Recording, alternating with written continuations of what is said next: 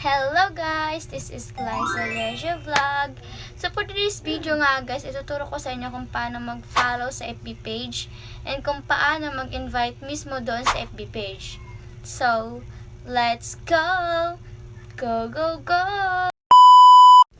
Unang step nga guys, umunta kayo sa inyong apps at pindutin nyo ang Facebook. Pagpunta nyo sa home guys, pindutin nyo yung search bar. Yung may arrow na red. Pag napindot nyo na yung search bar guys, search nyo na yung gusto nyo i-search na page. Sa akin guys, sinearch ko yung sarili kong page. Ayan guys, pag na-search nyo na may nakalagay na na-follow.